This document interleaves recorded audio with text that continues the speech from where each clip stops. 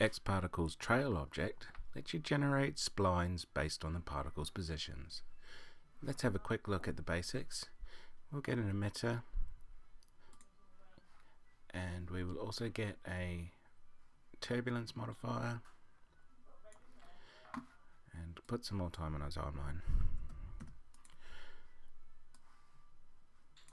We're going to change our emission rate down to 100 just to keep the speed going, and we'll add a trail object. What the trail object is going to ask you first is for emitter, and as I only had one, it's already placed it in. And then we have several algorithms for what to do. At the default is no connections. That means it's just going to create a spline that follows the particles. You also have various options as to what this is going to do. You can change the length so that it generates a trail based on the frame rate of, at the default, 30, let's say 10 frames, with a 10 frame variation. Push play, and you can see you get smaller trails with variations in their size, and they will still follow the particles. You have freeze when complete, which means when a particle is frozen, the trail will also freeze. You also have trail thickness, and this is based on the branching system. Reversing points and spline types is your standard Cinema 4D spline options. Also within the trail object is several algorithms to create different effects. Let's take a look. Straight sequence, points to points, nearest by index, nearest by distance, cluster, tendrils, and constraints. We won't go over them all, but we'll have a quick look at some of them. All points to all points will generate a spline between every particle. As you can see, it's creating a lot of splines and can get very heavy very quickly, so be careful with this one. Nearest by index will create a spline between the closest particle to each particle's index. Nearest by distance creates a particle based on a distance.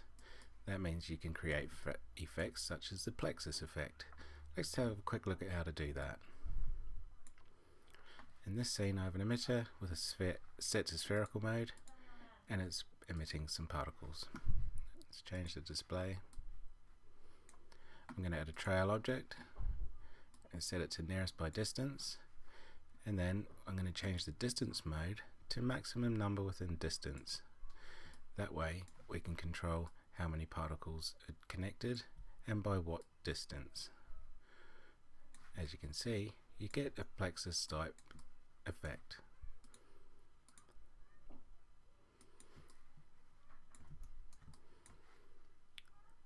Going back to our original file, we also have cluster, which will create small clusters around particles. And you have an option for the distance and the number of clusters.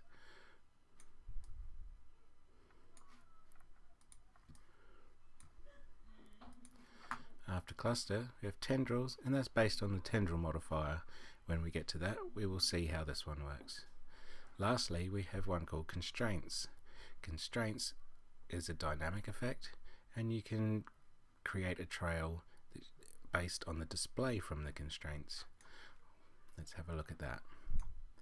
In this file, if I push play, you can see what the constraints are being drawn.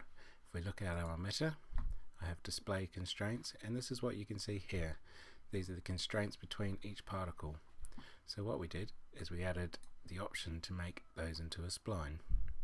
Set that to constraints, push play, and we'll turn off the display option. Trails,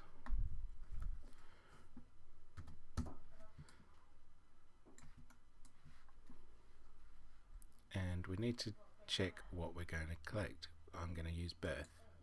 So there we have the constraints as a spline object, and this is handy for all sorts of effects such as spider webs and nets, cloth, all sorts of effects like that.